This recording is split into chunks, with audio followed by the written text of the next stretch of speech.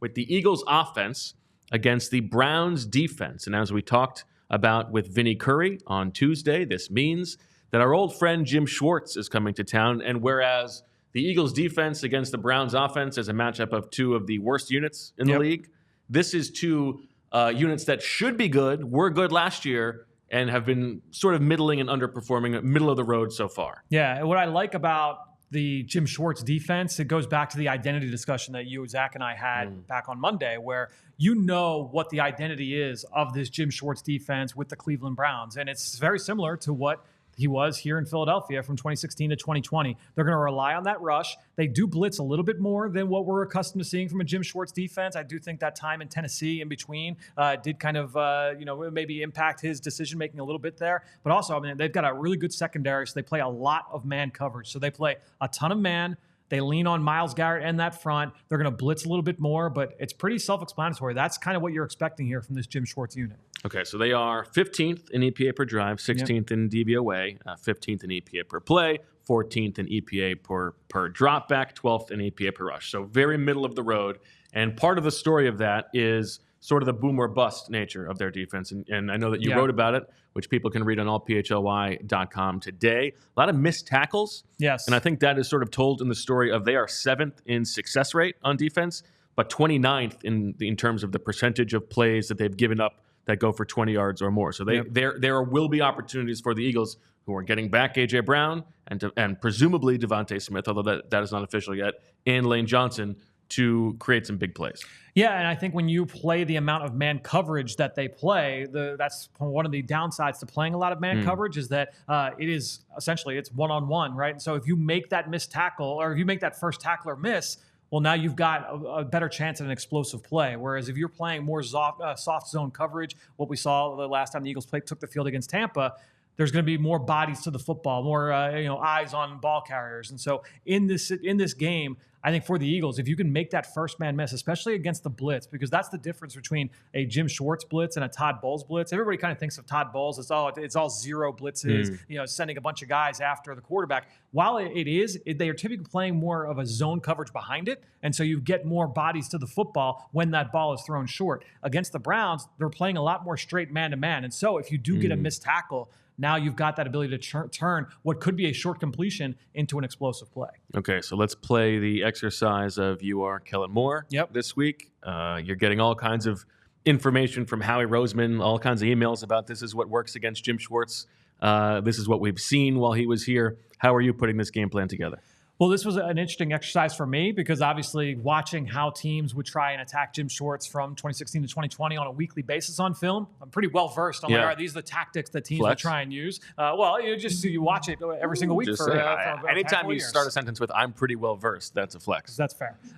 So the way I think that the Eagles try and go about this, you're always going to try and incorporate a lot more screens into this kind of defensive game plan, and so I think that they'll try and see more of the screen game, play action, move the pocket, quick throws, get the ball out of Jalen Hurts' hands as often as you can. I do think that there will be some misdirection elements thrown in, and so you'll see, maybe like the jet sweeps and things like that. Those kind of quick hitting types of runs to the perimeter can be effective against a Jim Schwartz defense. And also in terms of the run game, we haven't seen too many, Bo, of like those quick hitting runs where it's like the whams and the traps where you've got a blocker coming from the blind side to ear hole a 3 technique or a defensive end. I think you'll see more of that in this game because you're trying to invite the rush upfield, and then you try and get the running back going behind it. And so that might be some draws as well. I don't think the Eagles have been a big draw team. You're going to see they're going to motion the running back out to empty, and then they're going to call a quarterback draw. It's going to be 3rd and 6. They're going to call that.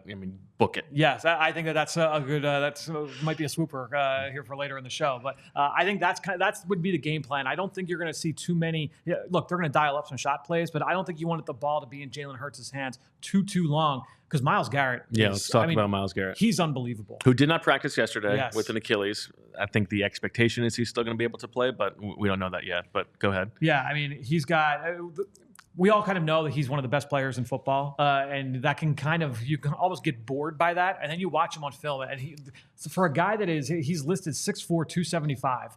to bend and accelerate the way that he can. He's an alien in the way that he moves. And then the numbers kind of speak for themselves. On Next Gen, they put a bunch of stuff out on him the last couple of days.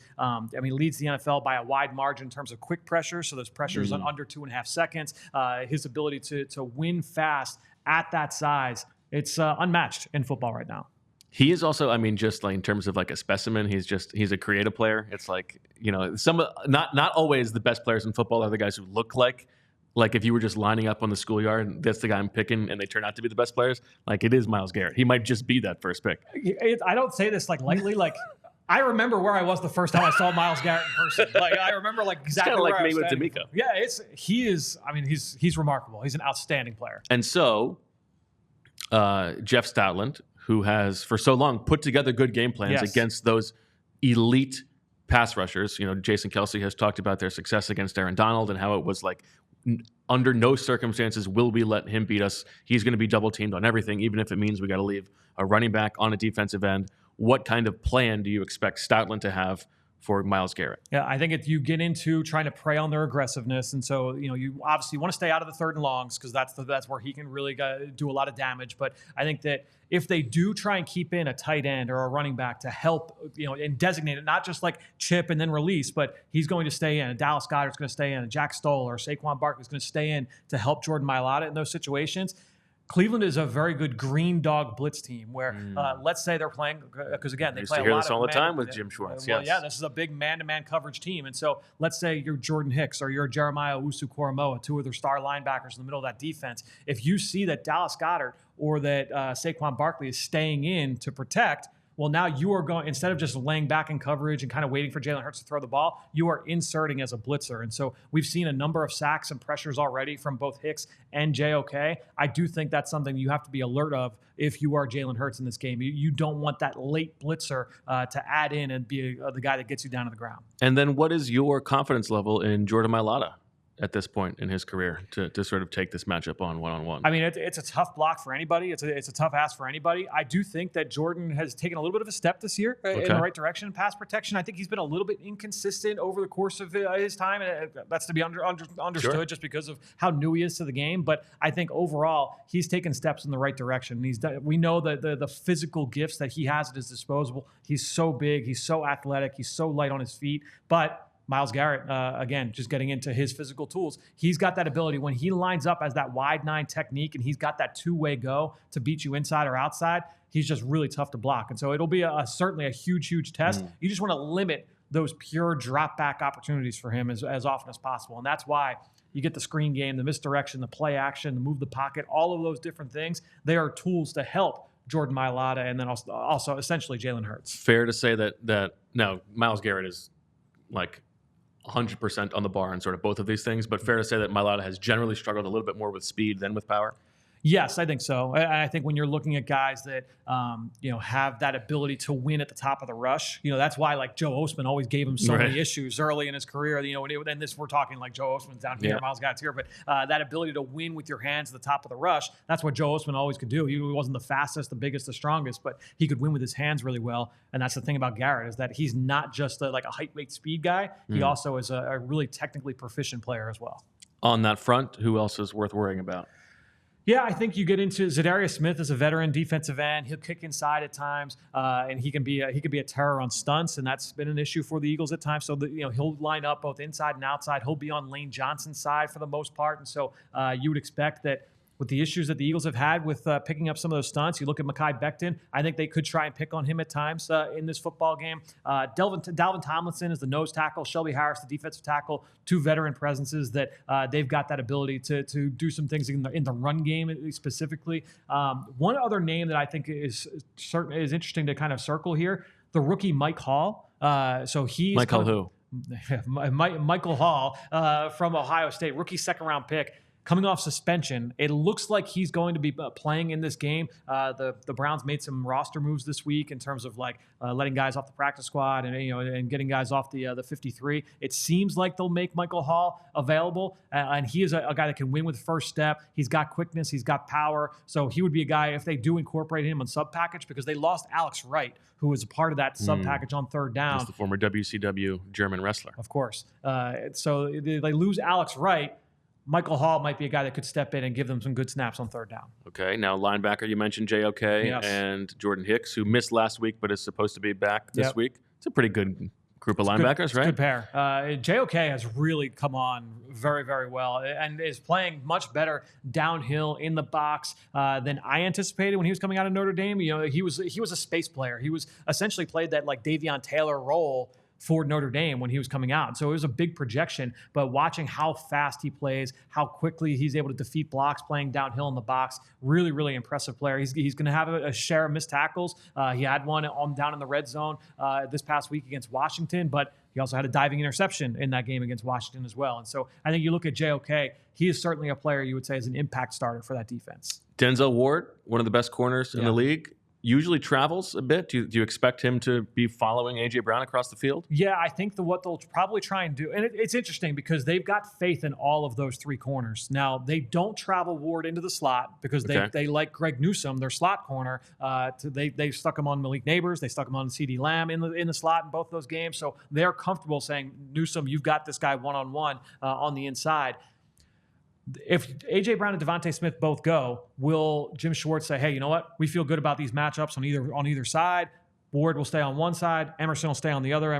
Michael Emerson's the other starting corner. And that's fine because you have two A talents against two A talents. Or do they say, you know what? Denzel Ward, he's a little bit of the quicker, shiftier player. Let's put him on Devontae Smith. And then Michael Emerson, who's like in that Richard Sherman mold, is like a big physical, wants to get up on the line of scrimmage and beat you up and press coverage.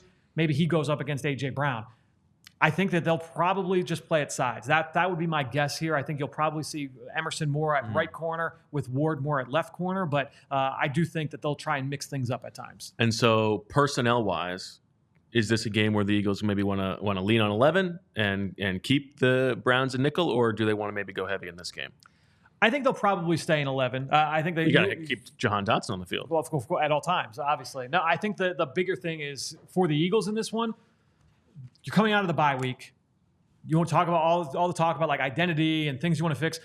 Rather than being game plan focused here in this one, I think you want to come out and just say like, this is what we do well. Let's come out of the bye week and really lean into the things that we want to perform at a high level, the things that we've worked on and talked about and studied over the last few days. We want to make sure we put that into action here this week against the Browns. Okay. Anything else from a game plan standpoint that you think is something we need to keep an eye on for the Eagles? Looking through my notes here. Obviously, you can check out the notes over on allphly.com. Obviously, you have to be ready for the blitz. I talked about the difference in the blitzes there between Jim Schwartz and Todd Bowles. Attack that aggressiveness from Jim Schwartz. And then also, I mean, look, I talk about the man-to-man coverage. You have to be able to defeat man-to-man coverage, especially on money down. So you think back to that Saints game, the Eagles dialing up those mesh concepts to Dallas Goedert on third down. That's the kind of game plan you need in this one. Understanding this is a play where we're probably going to see man coverage. I think Cleveland, they play man coverage on close to 90% of third downs. So you expect man-to-man. You want to call those routes to defeat man-to-man with A.J. Brown, Devontae Smith, and Dallas Goedert. We all silly like the mayor.